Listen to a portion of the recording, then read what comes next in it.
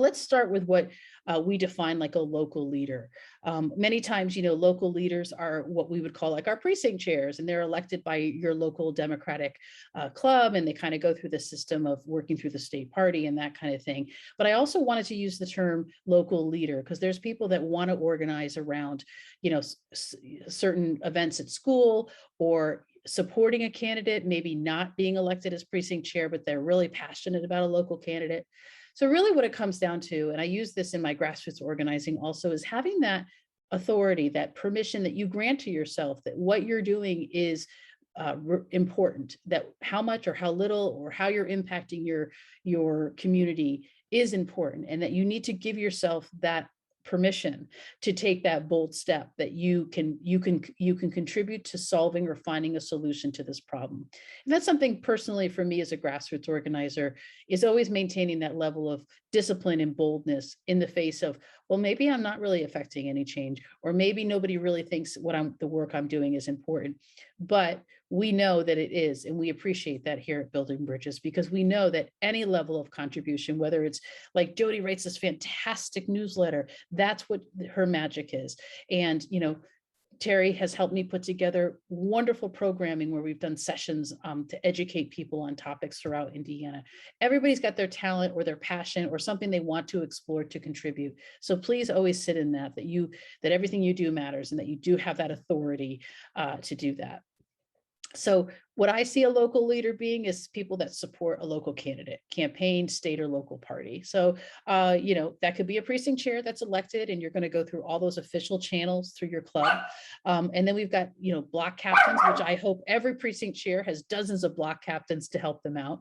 And then you could be a community organizer. You could be really concerned about how your school board is being treated. You could be printing out stickers to sell to parents in support of our school district. There's someone doing that. You could be organizing through Facebook.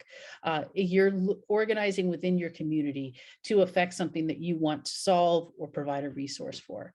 And then of course, our groups of grassroots organizers, you may be managing a state like I did for Indiana, or you might be managing a town like I live in Carmel. Or a neighborhood. Apologies for the dog back here. Or just be a volunteer leader that you're trying to get people to be involved in a local support of a civic organization or something like that. But really when it comes down to when we're talking about this, is your objective is to get people to vote. Always keep that in mind, that while you're recruiting volunteers and while you're putting events together, it really is the end game is getting people to turn out and show up to vote for that proposal, for that issue, for that candidate. Especially in 2022, this is the time that we kind of need to really get those gears rolling, that, if you're organizing a canvas for your precinct that you're in charge of, or your neighborhood, you want to make sure that, your objective there is to eventually get those people that you want to show up for your candidate to vote. So I always I'm starting to kind of seed that into everything that I do about making sure we take action to get people to vote. And what do you have to offer? What makes me so special? A lot does, because you have that connection to your community. You are in that community. You might have a candidate that covers multiple precincts, right? But I'm Jenny, and I live in this apartment building on this street with all my neighbors, and I'm going to see them when I'm walking my dog, and I'm going to hear what they have to say, or I'm going to see things of problems or issues or things happening in my neighborhood. That connection, that grounded connection, is really what you bring, and that knowledge that you can bring back to your candidates, that you can talk to people directly based upon like real information that you have, is so important. And then you can build volunteer base, because you can be recruiting volunteers within your community, your parent group, your school group, your apartment building, or that kind of thing. And that relational, and you'll hear this term relational a lot. It's very, very common in politics. And I always like to kind of go back and be like, really what you're doing with relational is you're building on existing relationships. And some of them can be formal. They could be coworkers at work. You could specifically be in a club, even if it's a progressive club, but you want your progressive volunteers to or constituents to vote for your progressive candidate, right? So there's a more formal association when it comes to, building on those relationships. And then there's informal ones, like running into people, getting the mail, your neighbors, talking to someone in the grocery store, things like that, more informal. But having that that you have that background of you are them, you are the neighbor, they know you, you can really identify. That is so vital, we're finding, in building that trust and that relationship with voters. So you'd bring so much to the table outside of any kind of fancy skill set you might have about how to use training, campaign, and things like that. Even just being there is so vital to these campaigns. And this is, once again, I've kind of swapped out grassroots organizer for local leaders. Campaigns, they have a structure. They work from the top down. Campaigns, especially state parties, they have to adhere to rules, regulations. They have limited resources. So I've had a lot of precinct chairs be very frustrated about, I don't even have a list of voters. I don't have this information. Nobody's calling me back, right? But that's just what happens. We have people that want to organize as a local leader. But when you're working top down, it's just a slower process and they don't have that opportunity or somebody there to call you back. So I always like to meet them in the middle. We're working from the ground up, they're working from the top down, and we're going to meet them and we're going to create, this wonderful opportunity to really, a dynamic opportunity, top down, bottom up, that we're going to meet each other and really have this power to organize. Campaigns, I like the term time, talent, and treasure. Those are things that they always have limited amounts of. They have a limited amount of time because you got an election cycle and it goes fast, and you have a limited amount of talent. There's only so many people you can hire and so many people you can get to work on your campaign, even if you had the money. And then the treasure, donations, and that kind of thing. And then we can kind of pull those together with them. We have our volunteers, we have a community, we can do the visibility, and we can kind of help with that time, talent, and treasure, right? Because we are a resource. We can get people in place. They don't have to pay canvassers, all kinds of things that we can do as a local leader. And what's really important is you build this relationship with the local campaigns and the local parties. And one thing, it's very tough because these candidates, it's hard work. And a lot of them, this is their first time around. And they're, if they don't get support, one, they're not going to win. And two, they're not going to run again. And we need candidates running 2-3 times until they get into office, right? So it's important that we support them. And so here are the phases of the campaign, as a local leader, organization building up your volunteer base, building up, house parties, event sites, all kinds of things you can do. And then, of course, like I said, that voter contact that is so important. And that get out the vote when we need to mobilize those neighbors, those people we've been talking to all year, and actually get them to turn out and show up to vote. We are so beneficial at all phases of the campaign, and we can build now in January for November, right? So like I said earlier, candidates need your support. A lot of the feedback that I get is, I don't count on my local party precinct chairs because, one, they don't know what to do, and I don't get the follow through, right? And a lot of that has to do with just a lack of information sharing. People have a desire to take action and to help, but nobody's really kind of giving them fundamental tools to do that. So I'm hoping some of the things we share with you will kind of give you an opportunity and kind of a guide path of where you can take yourself. And we need, to build up that relationship with them. We need to show up for their events. We need to show up when we say we're going to show up. I always like to say under promise and over deliver, right? So we really need to support these candidates, especially if we're looking at incumbent candidates. We have Dems here that have hard-won offices here in Indiana, and they're like, I'm not going to run again. I mean, it's a pretty traumatic experience. It's very intense running for office. It's a lot of hard work.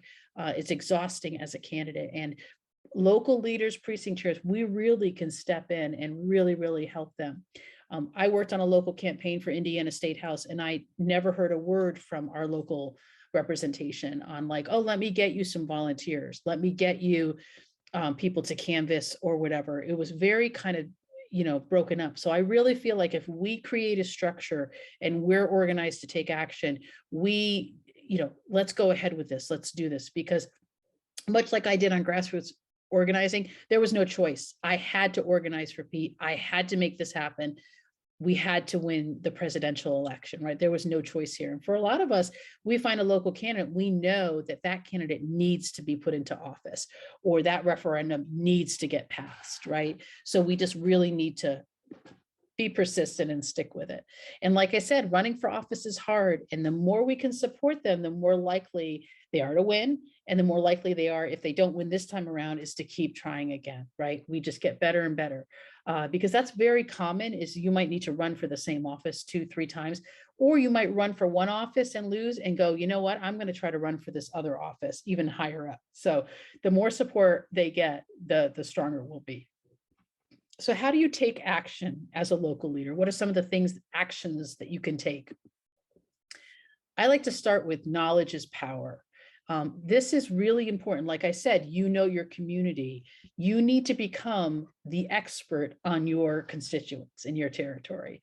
So that's some research before you're even, making a plan. You're sitting back and you're getting a bird's eye view of kind of like how the voting was, what were results, what's the geographical boundaries. I know during they shift these precincts around quite a bit, or they move polling locations, right? Your goal is you're becoming the expert in that micro area. So if we have people that are experts in all the different precincts that make up one large area, that's wonderful because we've got all this knowledge to work from, right? So research your geographical boundaries. Look at who the local party and elected officials are.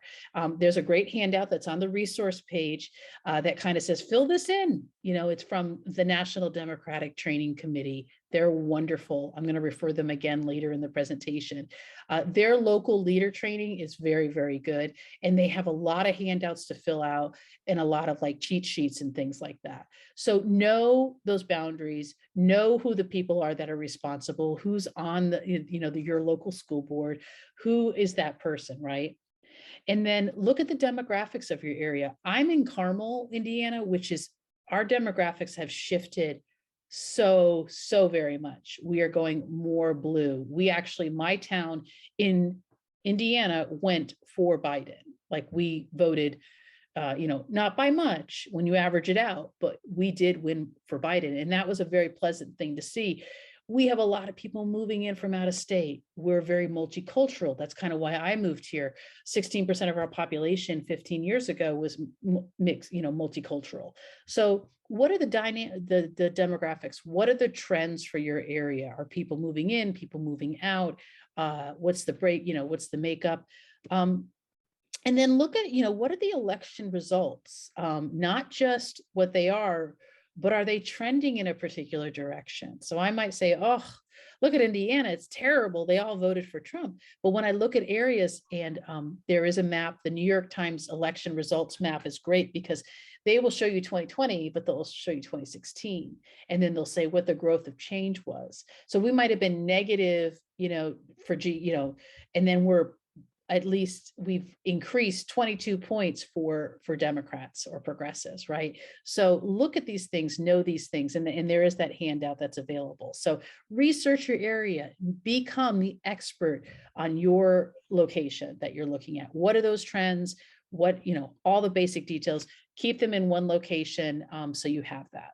I know a big thing for me when I was working statewide was I had to know what the congressional districts were. So I'd print out the congressional district map and have it, and I would refer to that constantly. So have this at hand for yourself. And then also try to extrapolate, what are these important issues in that particular community? Are they really upset about CRT in schools? Or are they more upset about the multi-use development that's being built down the street? I do a lot of, social media watching and reading, and what are people talking about? What are their concerns? Are they happy that we're building a new entertainment center, that kind of thing? So those specifically because you can feed that information to the candidate, to the campaign specifically when you have those conversations with them.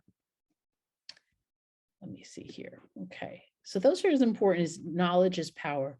And then having a team. And I can't stress this enough. As a precinct chair, we think, okay, I'm going to do it myself. I might ask a couple people to show up for the day that's canvassing, right? I'm going to ask them to show, when they give me the materials and my walk list, I'm going to ask the 5 people I usually ask to take some walk lists.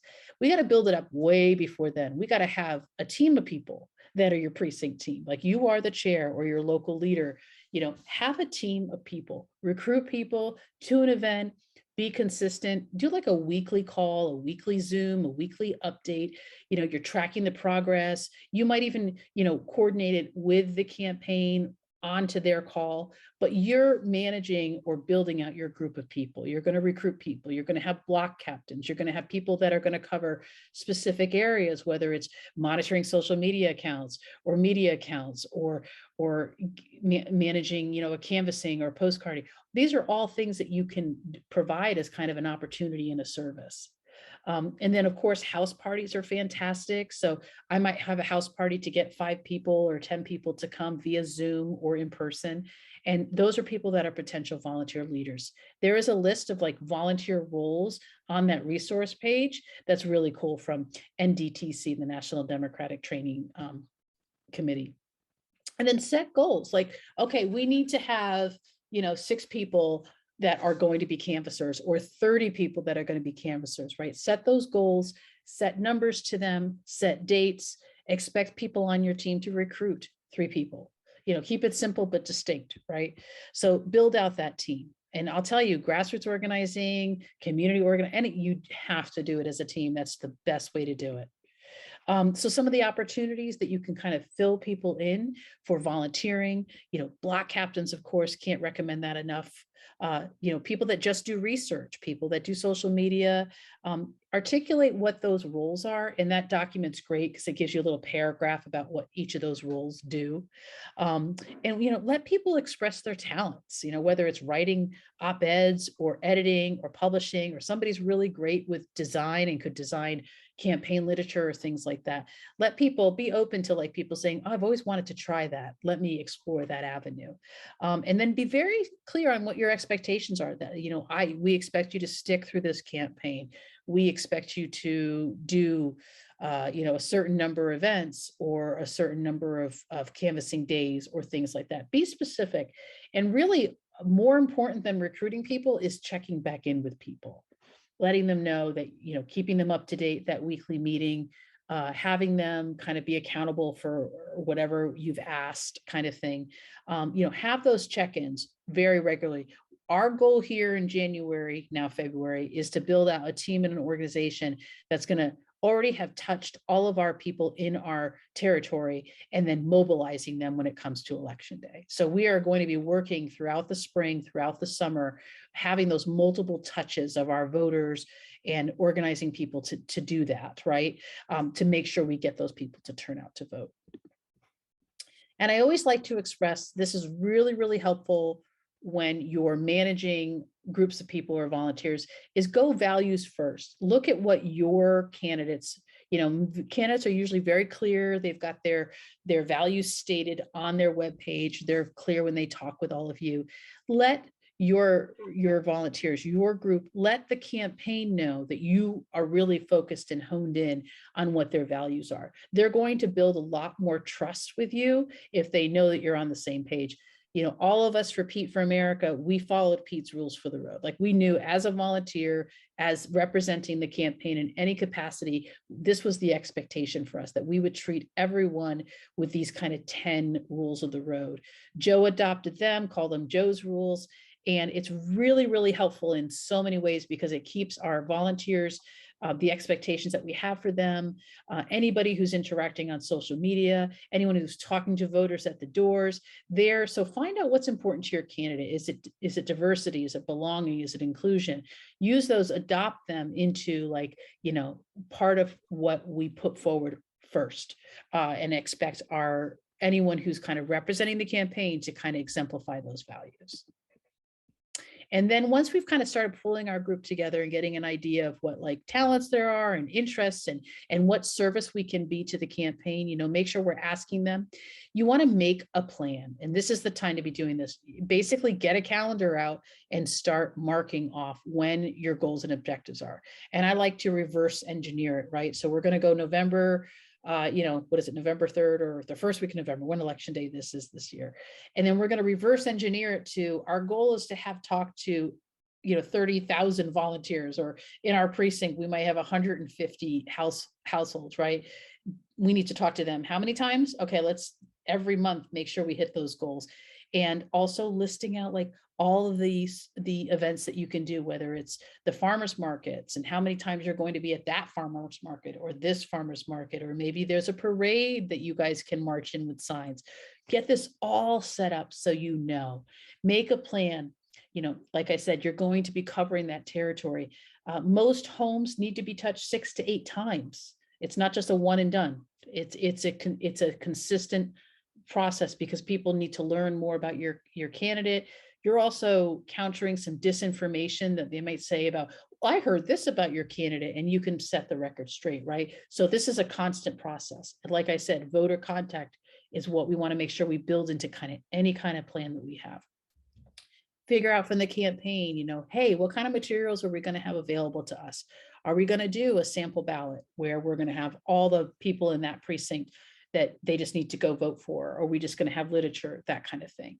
And then assign captains to take responsibility of those neighborhoods, what we call block captains.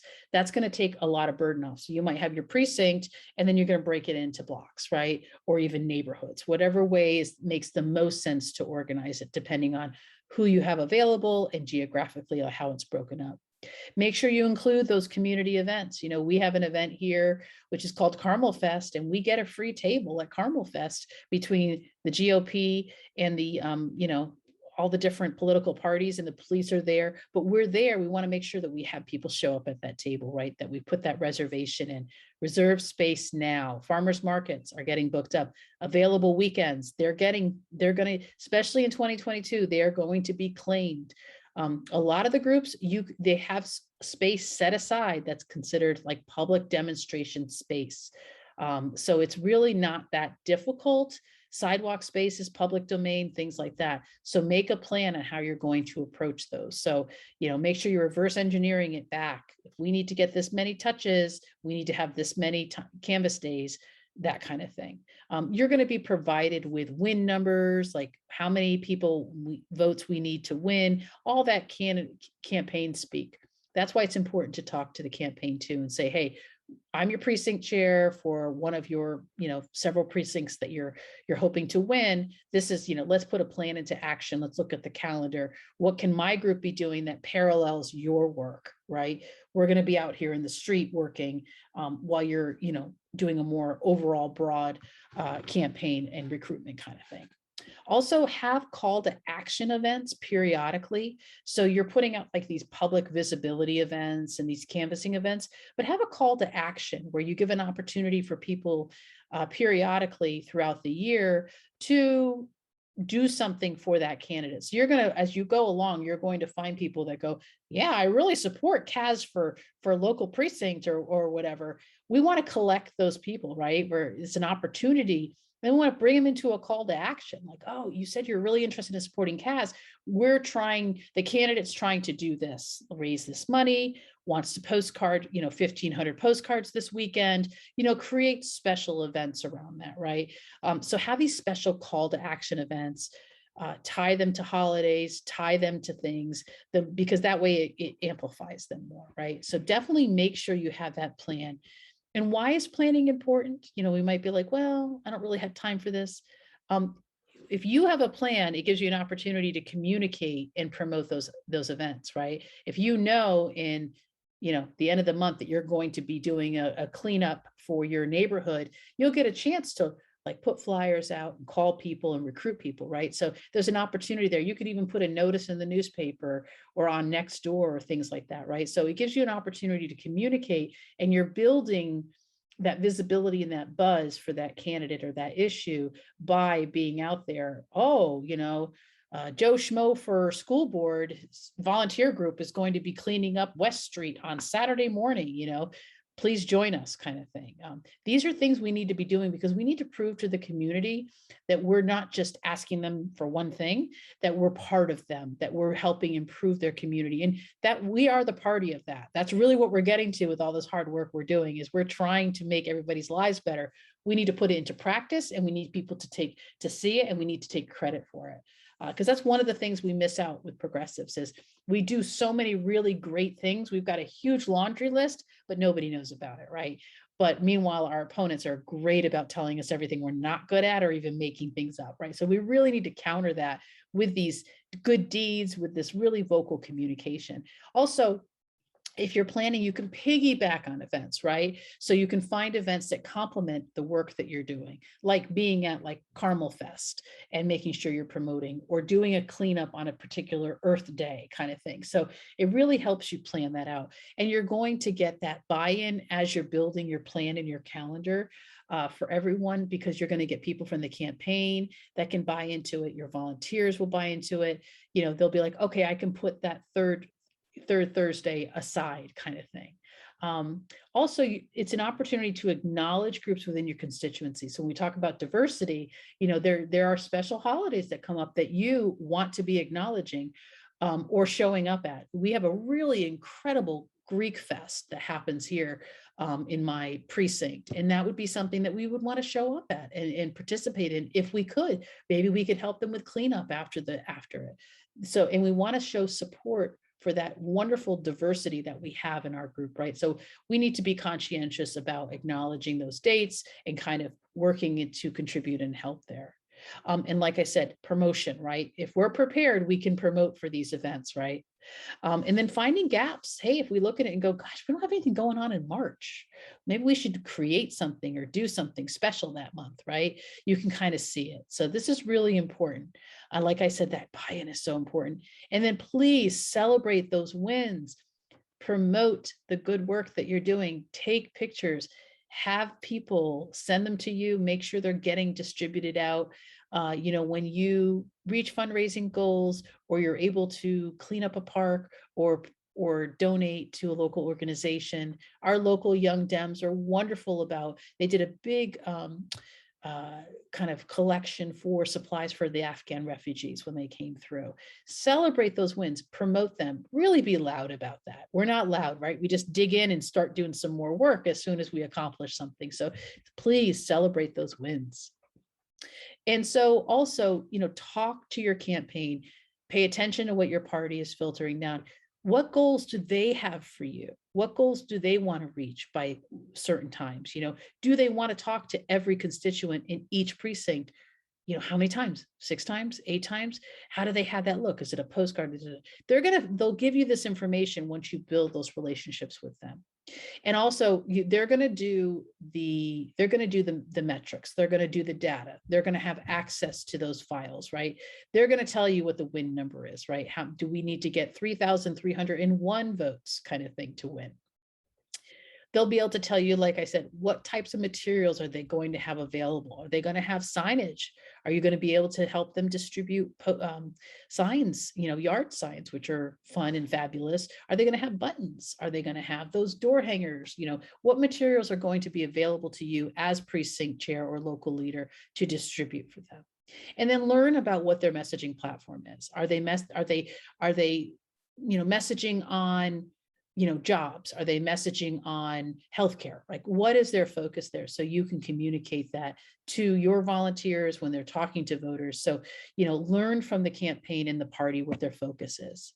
And, you know, connect with key staff. Find that staff member that's open to you working with the campaign, right? We might feel there's a little bit of blockage and it might be closed down, but there's always someone who's like, yeah, you know, let's always stay in touch. You can email or DM or that kind of thing. So make sure you've got that key staff to connect and follow.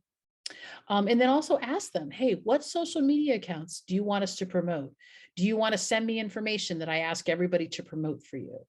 Those are simple things you can do by just amplifying their messages on social media or reposting them on personal pages or Facebook groups kind of thing. So ask them, what social media accounts should we promote? You know, that kind of thing.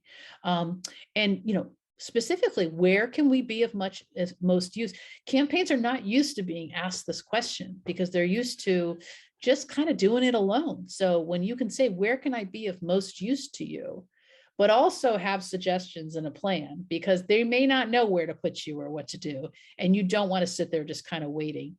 You know, ask them where you can be of most use and make sure you follow up and always be reliable. If you say you're going to do something, do it. Or if you get stuck, communicate that you need more resources to get that job done. We want to really build up the feeling of support that I think a lot of our local progressive people are not getting, so they're not running for office. So we really need to have that support there. Boots on the ground. So let's talk about what we're really good at, right? Boots on the ground, talking to voters. Once again, what support, where can you show up for them? Can you show up and be at the 4th of July parade? Can you man a booth if they've got a campaign booth for them? Do they need you to run door to door and get ballot signatures, to get on the ballots, things like that. So this is where, as a local leader, you can do these things. Canvassing is always number one. There's a star next to that. You're going to see some of this stuff with stars because it's really what you can offer. Door knocking, conversations with voters. A candidate can only do so much, right? They'll be out there every night, all through the summer and into the fall. I know it. They're going to be burning the pavement with their boots, right? But we can help and support them. So canvassing is really going to be a number one priority. They're going to provide you with the walk lists. They'll give you some training on like how to use it.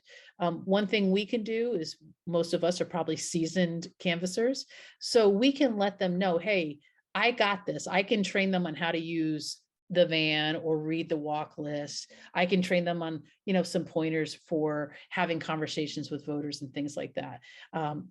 Or they will have a campaign staffer that will want to do that. Keep in mind, a lot of these local campaigns don't have any staff, right? So you can kind of fill that in, recruiting those volunteers. So really kind of taking charge of some of these actions is really, really helpful for them.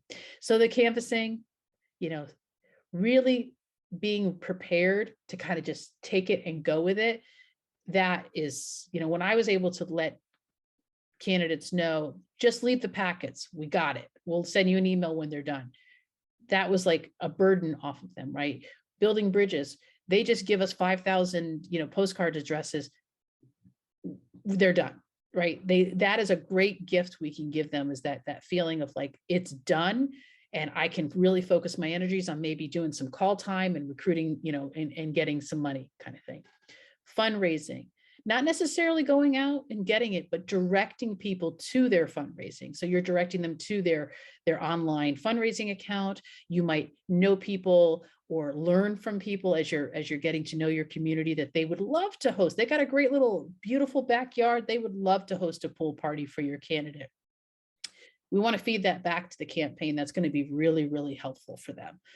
We had a fun time doing these drive-through sign fundraising events where we would say, come pick up a sign and make a donation. Like, we weren't telling them to buy the sign, but they were coming to pick up free signs, and we would ask them to make a donation. And they would just do it directly on their phone to the candidate's site. And that was a lot of fun. So that's those drive-through sign. Something about signs, we found that a lot of fun in 2020. I think it was because we couldn't really talk to the voters too much. And of course, visibility events, like I said, showing up for those parades, showing up for those, on the corner with the signs and things like that. That is an opportunity that you can really do. You can really take that energy. So I start here. Ballot signature collection is such a big job. I think Kaz was just saying that she just handed in 400 signatures for a candidate or something. We did it. Campaigns don't have money or the time to be going to all these different districts and collecting these signatures. And that is boots on the ground. That's legwork. Canvassing, of course, the GOTV, get out the vote, that actual time we're pressing those voters into those polling locations, offering them rides. What do you need? Doing the reminders, asking them to contact friends and family to make sure that those people have actually shown up. Even standing outside polling locations and saying, hey, I just saw you voted. Could you voted for my candidate or whatever, of course. Could you reach out to 3 people right now and ask them and say, hey, I just voted, show up at the voting location, and like drive them to the voting location. And of course that fundraising, but some other fun things, tabling, literally putting a table on a corner with materials about your candidate. Resource sharing. This is a great thing to do for those first touches that you're having before you're asking them to vote. You might reach out. We did this with Joe right when he became the presumptive nominee. we were not calling people and saying, please vote for Joe. We were calling people to say, hey, do you need any resources because of COVID? And we had numbers that we could provide and share with them for resources. And I cannot tell you the number of people I talked to that were in tears with just the thoughtfulness and the fact that there were people, progressives, that were working already. They felt just so supported, and it was a really wonderful experience. So resource sharing is a great way to get your volunteers to communicate with people without feeling like they're asking something and putting themselves in that dynamic, which we'll talk further about, because Building Bridges has tools to help people have what they perceive are complicated conversations, but we've kind of simplified it down. But that resource sharing is a great way when you're calling voters saying, hey, did you know that you can get a free Lyft ride to the polls? We did a lot of that in Georgia. We had codes for free Lyft rides and things like that. So just providing information. That's what's really great about voter registration is you're, on behalf of your candidate, you're reaching out just for voter registration. So you're providing a service, you're giving them resources. It's a really great position to be in. So you really want to put yourself in that position. Visibility again, educating people, phone banking, of course, is always, that's that voter contact again. Postcarding for down ballot candidates, postcarding is good because they really feel like they're getting a note from a neighbor.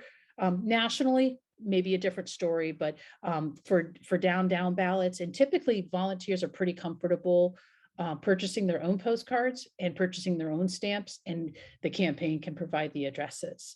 And then of course, there's something called coordinated campaigns. And as precinct chairs, you'll probably hear more about this from the state party, is where all the campaigns kind of coalesce when it comes close to election day, and they all start to pool their resources. And that's where you can come in. You know, we might do a door hanger for election day, but we might have flyers from 4 or 5 campaigns in there that we're using, kind of thing. So just be creative and have fun, right? Stay within the rules, but have a great time doing it. And then of course, like I mentioned, there's that non-cycle outreach where we're letting communities know that they're supported, that we care for them without asking them to vote, just showing up when it's voting season, right? So doing those wellness checks, doing the community outreach, having cleanup days where you're cleaning up litter or helping, clean a facility, voter registration, great resources for that on our resource page. I will vote, vote.org are wonderful. Town halls, attending town halls, even for opponents. So you can ask those tough questions and kind of put them on the spot, things like that. School board meetings, supporting, what you believe in, protecting, our kids and our teachers, and just making it a routine to connect with the community, right? We want it to start to be something we do on a regular basis. And once again, everything we're doing is really for us turning into that voter contact, getting people to turn out for that candidate, for that group. And so if you want more about events, we do a session this Thursday. Terry's hosting it for me on Events for Change. And there's more detail about like how to build an event. So of course, always remembering as you're talking to people at these events, you are looking to recruit volunteers and get more people to actively take action, right? We call this pulling people up the ladder of engagement. We might have a $10 donor that we can eventually have them actually hosting house parties and bringing 20, 30 people together for a candidate, right? So we call that the ladder of engagement. So you always want to be prepared. You want to be sure that, you're moving them up, have an ask, have something to direct them to do, have them volunteer with the campaign, capture their information, have an event plan, like I talked about, that weekly meeting, send them to that, or send them to something that's on your plan or your calendar, right? Have them reach out to family and friends, maybe bring a friend. Would you be more comfortable coming if you brought a friend, kind of thing. Writing postcards is a great way to get entry-level ladder of engagement because they're not talking to a voter directly, but they can put their heart into decorating or writing a postcard. Donating is always welcome. I don't think anybody will be turned away there. Phone banking eventually, getting people used to that. A friend bank is basically where you're sitting down and we're giving you scripts to text your friends in your contact list. So that's really, really helpful. And then of course, canvassing, supporting a canvas, maybe even just bringing refreshments around or actually doing the canvassing. And it's really important. they can tell you, like I said, that knowledge that you need. Is there something that we should know that's going on in your neighborhood? And really getting the buzz and feel for those voters. We need to be talking about issues relative to them. So they're the people that are going to really tell that. So just to touch on this, because like I said, we're getting close to time end and there's just so much to go through. When we are asking people to be out there, and we call it, talking politics, we have found a way to really understand that the magic is we can talk politics without talking politics. There is a way to do this without it being conflict laden and making us feel awkward and uncomfortable. CAS has unlocked that power. So we do ask that you come to our events, send your people to them. We want people to build up that comfort level with engaging with people, because we know that that's a barrier for a lot of people to participate in campaigns. They think it's going to be nasty and that kind of thing. And we say the way we can approach it, it's not going to be. We can really work around that. So we always talk about it starts with your story, and it's those shared values that we have. So some of the quick tools, and a lot of these are outlined on the resource, so I can buzz through these. For voter registration, vote.org is fantastic because they send reminders out. So if you're sitting with somebody and you've asked them, hey, are you ready to vote? And they're like, well, I don't know, I moved, or pull it up, have them look and have them walk through it with them and be like, okay, you put this information in and we'll see if you're registered. If not, let's get that fixed right now, right? And then they'll put you on a reminder where you'll get notifications, like, and they can be emails, so they don't have to be like obnoxious texts or anything like that. But I did it for the 2020 just to see what it looked like, and it was great. I would get reminders about the primary. I'd get reminders about, the big election coming up and things like that. Very, very well done. So I really like that. And like I said, make sure don't leave it for later and that kind of thing. Walk through it with them. Make sure they do it right then and there. Because if we leave it for later, they may forget. And then, of course, we're not looking to do voter registration for our opponent. We're not nonpartisan. We are, we're working for our state party, or we're working for our constituents. So pick areas, pick people that are blue, go to schools or whatever, ask people, do you know about this candidate? We are not looking to spend our time registering everybody, just to be fair. We'll leave that to the League of Women Voters. They're brilliant at it. They do a great job, and they're nonpartisan. But for us, we are progressives who are looking to get progressive people to vote, or be ready to vote, that are going to support our candidate. So and it's really true, it's proven that if you register a vote on behalf, if I go and I register Terry on behalf of CAS's campaign, Terry is most likely going to vote for CAS. One, because a lot of people haven't put a lot of thought into their candidates, so it's going to take not much to put that name recognition in their mind, and to go, oh, what a nice lady, I remember that Jenny showed up and she registered me, I'm going to vote for CAS. So that really does make a difference. There's a really cool program. This is in the resources too. It's called Map the Vote, and you literally can put your address in, and it will, like I put my address in earlier, and it will show your neighborhood, and it will show numbers of addresses of people that are not registered at those addresses. I don't necessarily recommend like blindly walking around and like knocking on people's doors. What I like to do, what I did this for, was my neighborhood. I could zoom in and be like, oh my gosh, my friend Jennifer on the corner is not registered to vote. And then I knew to follow up with her. So it helped that it kind of drill down to get that list, that relational organizing list of people that knew me and trusted me and knew that I had Biden signs in my yard. I'm like, Jen, I'm going to bring a sign over and I'm going to make sure you're registered, because I knew she was a progressive. She just was too busy, kind of thing. So I do recommend Map the Vote. It's a lot of fun to play with and get an idea of what things look like in your neighborhood. So more tools, mobilize, use this for yourself. If you go in through the DNC, you can put events for your events there. Recommend your candidates utilize Mobilize. It's a great platform. I think it just presents very professionally. Zoom, great way to kind of pull people together without driving everywhere, like we usually do as organizers. So, and Zoom has free meetings. They'll give you like 45-minute free meetings that you can use, or you can subscribe. So do highly recommend Zoom. Slack is, you can go to Slack and sign up, and you can create a message board that is just for your group, and you can invite people there. So you could put postings about upcoming canvassing, updates about the, oh, there's a phone bank, sign up here, things like that. This has been used very much so through progressive organizing quite a bit. And then there's more about Slack.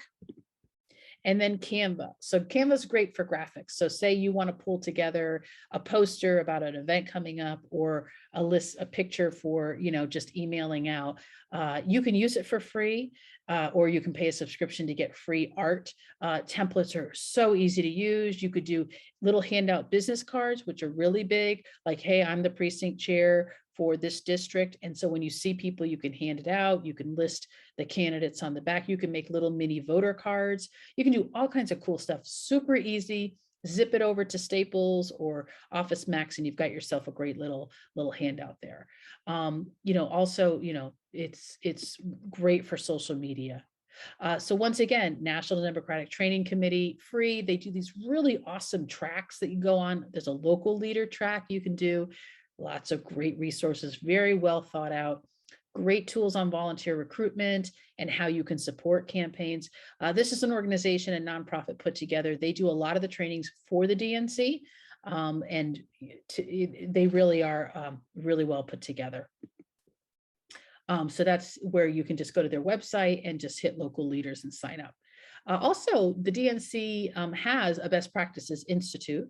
I've done this every spring. It's usually a 6-week course that meets twice a week for an hour, and they have an opportunity for activists and organizers. And I've always learned something great from them too. So that's kind of next steps there. And then, of course, social media is vital. So please put that into your plan about, are you going to be watching Facebook posts, countering disinformation? Are you just going to be posting about your events there? What audiences are where is really important. I'm not a Facebook user, but 2/3 of US adults use Facebook. So obviously 2/3 of your precinct or your territory are going to be in there. So we need to be in there. We need to be watching what's being posted and, countering it, or following our campaigns page, that kind of thing. Twitter tends to be more like, it would be more within organizing, talking to each other. Like, I'm talking to Kaz and Jody all the time on Twitter. I'm watching their posts, but I'm not learning too much about like my constituent I'm trying to get to vote. But it's really great for picking up like event information you might want to share with your volunteers, or learning kind of like what's hot right now, what are people talking about. And then of course Instagram. So we have a session that we do, which is called Facebook Activist to Change Maker. So that shows you some of the tricks and tools to use to kind of maximize your Facebook exposure. And then a few more tools before we go to questions. Setting up a Google account is great. That's what we use here at Building Bridges. Gmail account, you can share Google Docs, so you're all working on the same document. Highly recommend that. Nextdoor, I organized with Nextdoor for Joe. I created an Indiana for Joe Biden. If you use Nextdoor, this is great because this Nextdoor focuses on neighborhoods. So you pick like your neighborhood, and then you can expand out, right? So you're talking directly to people in your neighborhood, but you want to create not a public page. You don't want to be posting anything political on the general, because it will just turn into a cat fight. You really want to have your own channel, like your own private group, invite people in. And then I would do postings about, hey, I just got a delivery of yard signs for Joe. Who needs yard signs? Reminding people to talk to other people about voting. So I was able to post throughout 2020 on a channel of people that have subscribed to it and said, hey, I want to learn more about Joe. So I was able to utilize that. So do recommend Nextdoor for that. Just stay away from the public forums. So going forward, always communicate with the local party and the campaigns. As grassroots organizers, we tend to go a little more guerrilla, but for you as precinct chairs and local leaders, you really want to, be involved in what the local party is doing. Know your community, read those op-eds that are in the free paper that come. What are people talking about? What are the bigger, the little issues that are big to people in your community? Always, talk about local. People in Carmel, they hear the national news enough. They want to know how this is going to improve their life in Carmel. So Kaz calls them living room issues. If it doesn't walk through your living room, you're not going to really talk about it, right? Joe Biden doesn't walk through your living room, So when someone tends to go, oh, Joe, this, and like, no, is Joe deciding if they're going to put a stop sign or they're going to expand your school or build a new school? Those are things that we want to talk about here. Make that plan. That's going to really, really help you feel organized, right? Do those check-ins with people. How are they doing? I haven't heard from you in a while. What can I put you to work on, kind of thing, and celebrate those wins and have fun. One of the best things about progressive politics are the people you're going to meet and the friends you're going to make, because we all get each other. So it's really nice to be in that position.